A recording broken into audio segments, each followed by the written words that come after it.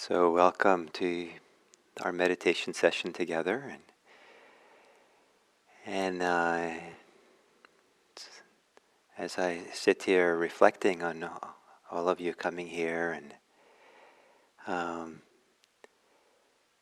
and thinking about just all of us gathering, I am aware there's a gathering of our physical bodies. We bring our bodies when we meditate. Our physical bodies are kind of the vehicle, the important vehicle for meditation practice. And while it might be silly to say, there is no meditation without the body. And to care for this body, to connect to this body, to have the body at the center is so important. Sometimes there's a tendency for many people to live in their minds and their thoughts and their ideas.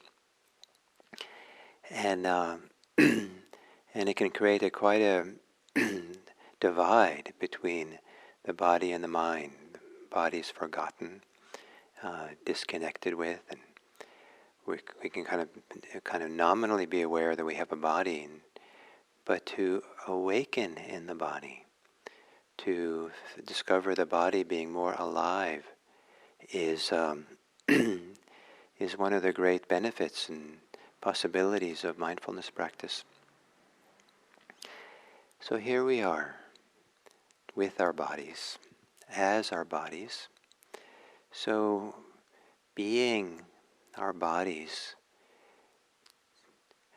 following the lead of our body in establishing a posture that feels appropriate, that feels beneficial, for being centered and at ease, if we can, in this body. But not only at ease, a posture that also allows the body to become more awake, more alive, and to explore through the body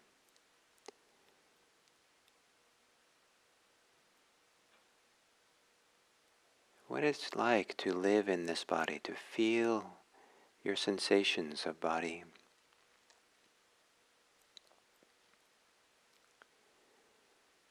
And as a way of entering more deeply into this body, sometimes body is a difficult place to be.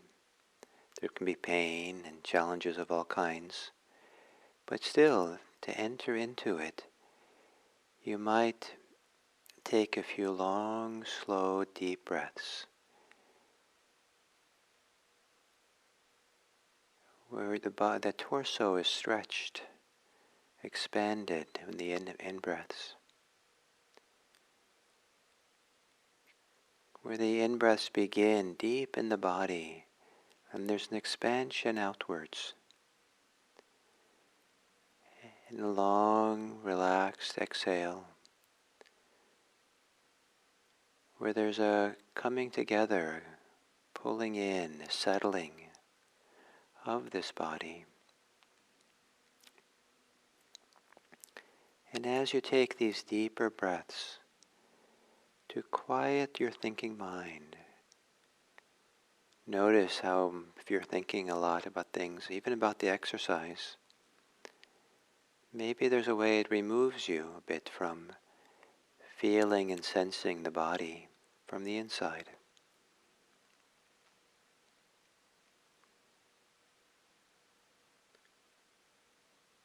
And then letting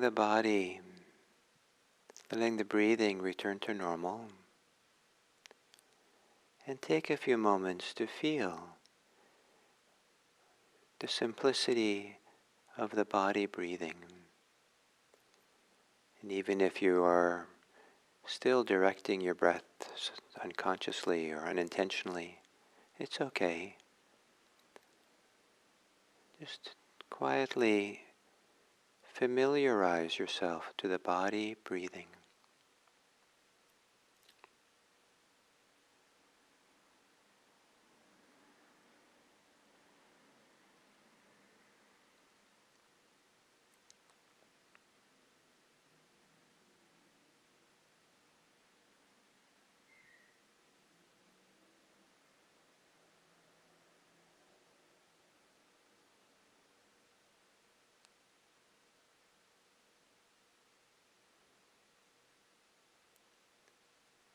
And then bring your attention to the top of your head, the crown of the head.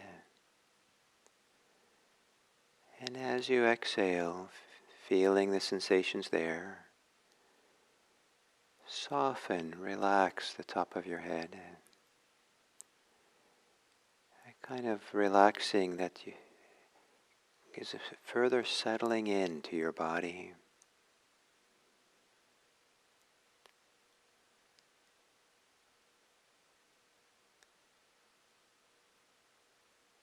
And as if there's a refreshing flow of water flowing from the top of your head over your body, through your head.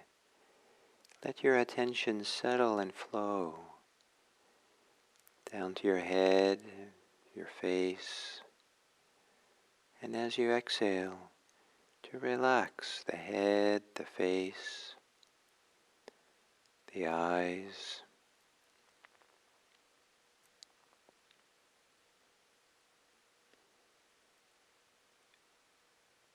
Letting the flow of awareness down to your neck, the back of your neck, sides of your neck, the front. As you exhale, to relax and settle.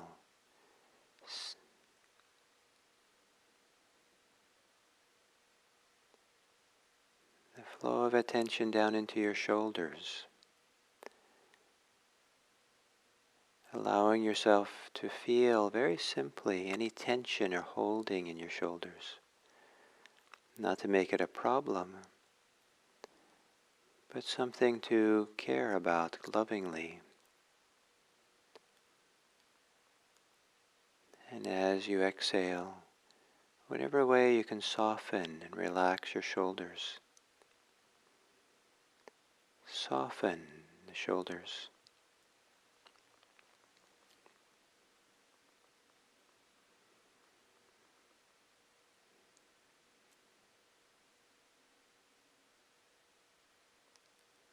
And the flow of awareness down into your chest, the rib cage, front and back. And on the exhale, settle further. Relax into your body, into your torso.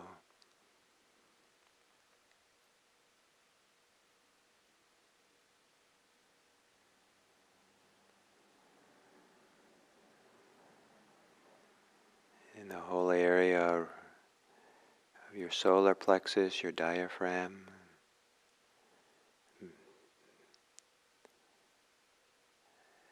Relax, soften.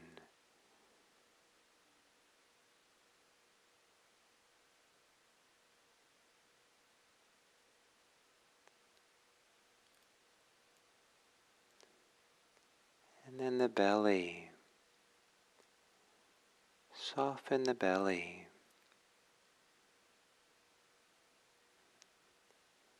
As you exhale, relax the small of the back.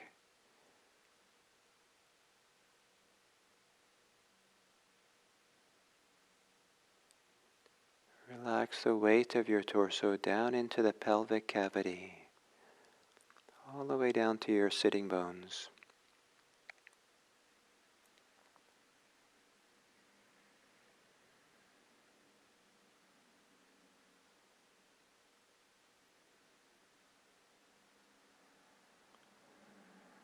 And then to feel your legs, the upper legs, the thighs, softening, relaxing, any holding that might be there, tightening.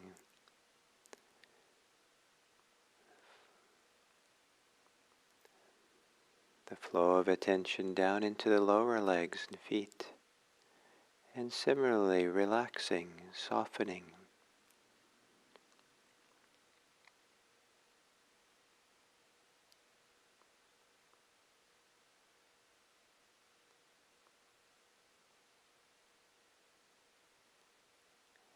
Any ways that you might be holding and tighten the arms and the hands.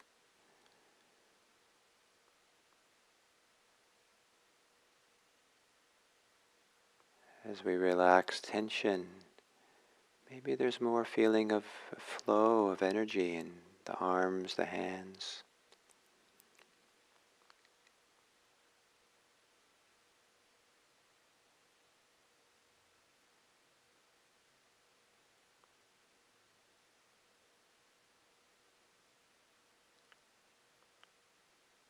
And then opening up the attention as wide as is easy for you throughout the body. Maybe letting the thinking mind become quieter and stiller to make more room for awareness to feel and sense, discover the body.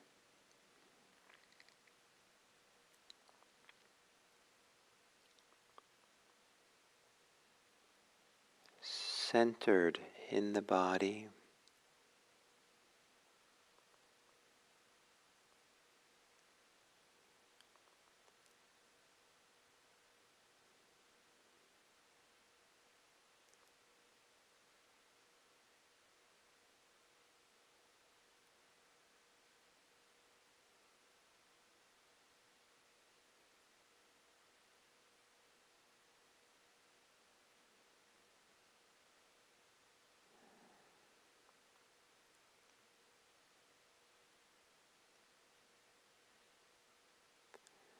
Noticing, if it happens, how being pulled into thoughts, fantasies, is a pulling away from being centered in the body.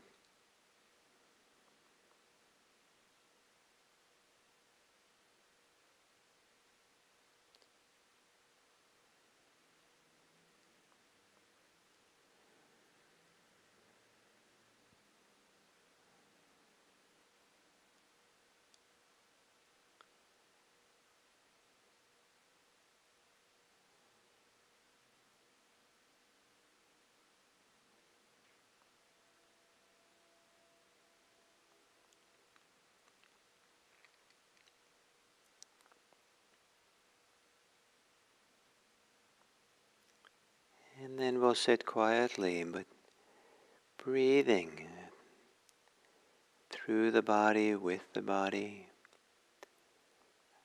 connected to breathing within the body, as if the body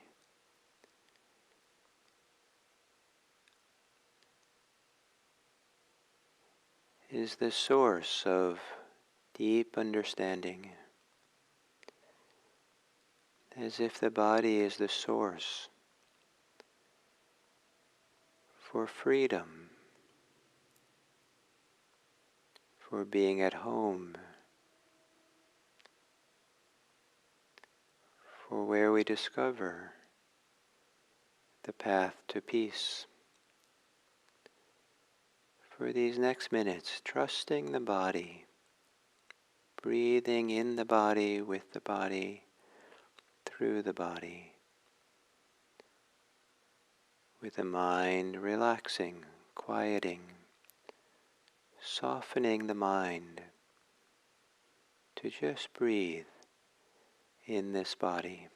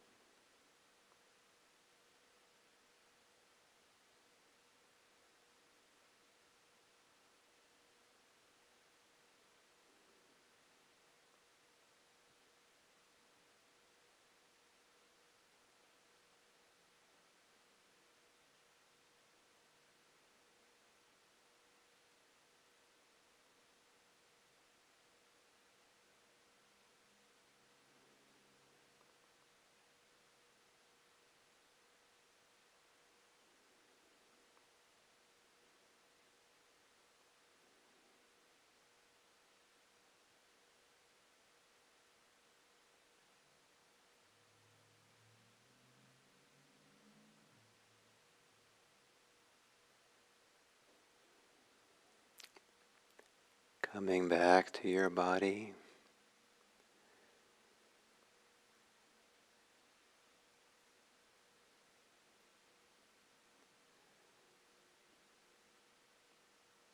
And coming back again and again, each time you return to settle deeper into it. Be content to do so for however long you can rest in the body, awareness resting there, and then do it again.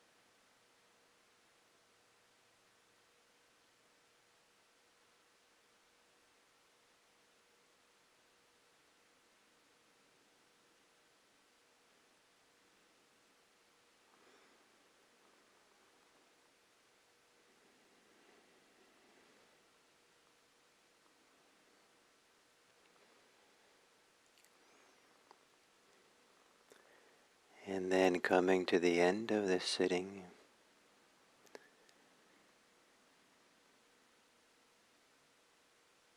once again, is there more you can do for these last couple of minutes to rest in your body?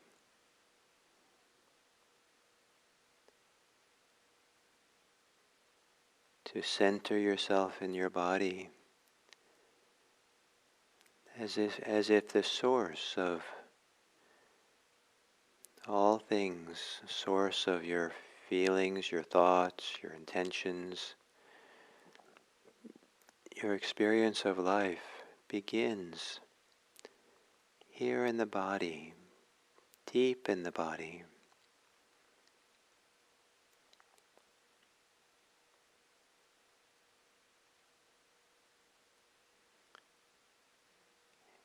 And perhaps resting in the body is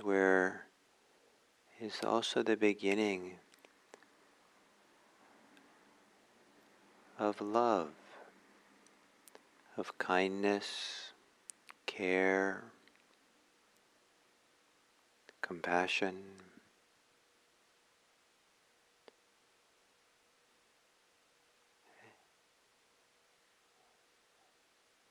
And to stay rooted in the body when we have impulses for kindness and care and compassion, so we don't lose ourselves in the object of our care.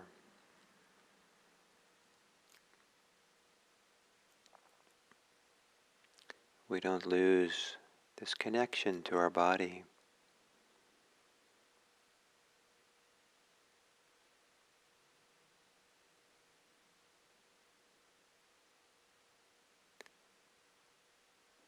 And turning your attention outward into the world, maybe in a sense turning your body inside out to be present for this world of ours, while being rooted in the body. Perhaps we can wish that whatever benefit that has come from this practice, that we share that benefit with others.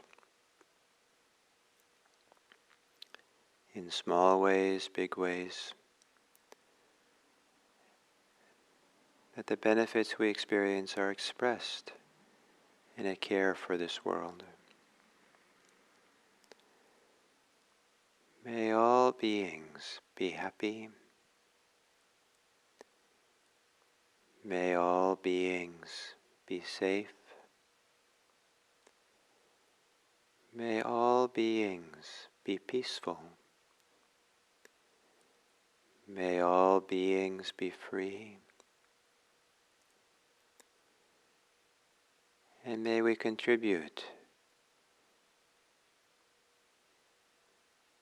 to bringing this planet into a kind of harmony, an ecological harmony, where all beings can be well.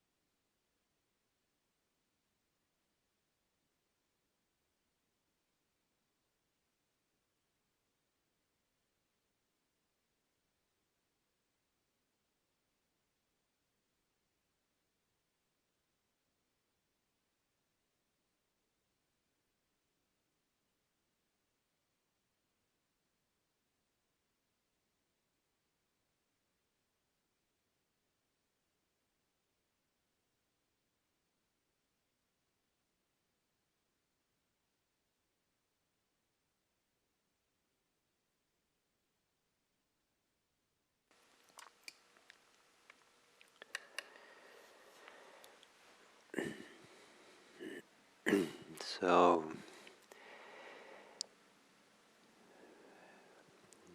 as we begin this week, the theme I had in mind is practicing in our lives. And you could say that all of Buddhism is about practicing in our daily life, in our ordinary lives, in our lives. And certainly so many of the teachings are completely connected and relevant to how we go about living our lives. But the orientation I have for these talks this week is for people who would like to live a more Dharmic life. Sometimes they consider it would be nice to go live in a retreat center or in a monastery, maybe for a while. Or find some way to live more fully in the Dharma. And then maybe it's easy to do in a daily life where there's work and family and busyness and things to do. So what is it we can do so that we have, we receive some of the benefits that a life that's absorbed in a contemplative life, absorbed in a renunciant life, absorbed in a monastic life? How could we have some of those benefits in ordinary lay life that we live in? So for that, I want to talk about 5 different ways we can bring more practice into our lives or live more in the Dharma. That's, I would like to believe, is available to all of us, and to really pick these 5 areas up that you'd find tremendous benefit of. Not only would you find the Dharma would find you. And you allow yourself to be a receptive receptacle for the Dharma, and it might fill you in a wonderful way. So the first of these 5 is to be more connected to your body, to practice mindfulness of the body, to center yourself on your body, and is one of the things that I delightfully and surprisingly discovered in practicing in different Buddhist traditions, that one way or the other, the ones I practice seem to all emphasize being grounded, connected to your body. Sometimes it was not explicit, but there was a lot of, the body was clear. You had to bring it along and practice with your body. When I was practicing Zen, I don't know if there was a really active discussion about mindfulness of the body, but so much of the practice was embodied. You sat in a particular posture that really required you to be embodied to sit in the posture. If you were eating, you did it in a way that was an embodied eating. When we ate more formally as a Zen practice. We would walk in ways that encouraged more embodiment and connection to our body. We would, when we were doing work, we were instructed to really put ourselves fully into it and be connected and involved in the work, be kind of absorbed in the work, but in a way that our body was really there for it. And so there was all this emphasis on just being in your body. And I learned so much about being embodied by working in the monastic kitchen when I was a Zen student, and really being present with my whole body as best I could. It wasn't always easy to be connected to whatever physical work I was doing in the kitchen. It was all physical work, and so to do it with both hands, full body, real connected to doing it, absorbed in the physicality of it. I did it for a whole year. And it really did wonderful things for me, teaching me how to be in the world in an embodied, engaged way. The people would teach me when I was doing Zen in America and also in Japan to do things with my body enthusiastically. So not just to I had a tendency maybe to kind of use one hand, kind of be there for it. Part of my body was not involved in other things, other thoughts.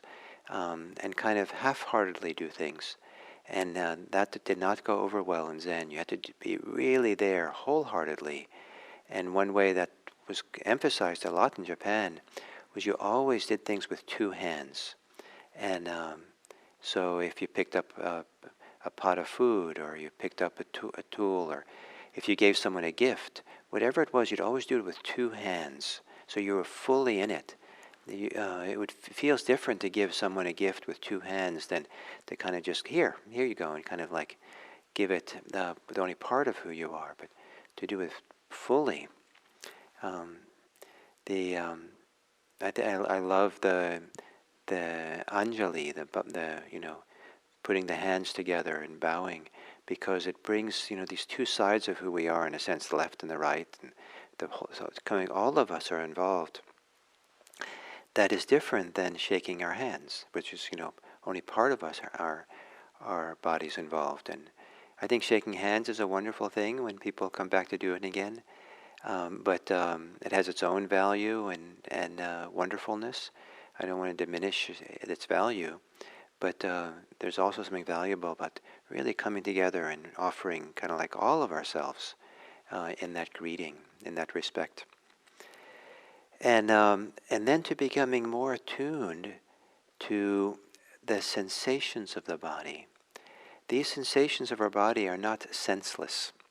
To feel like there's no sense and no meaning, no value in being involved with the senses of the body, in fact makes the body senseless.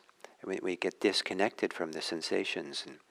But to value them, because they are the carriers of so much information.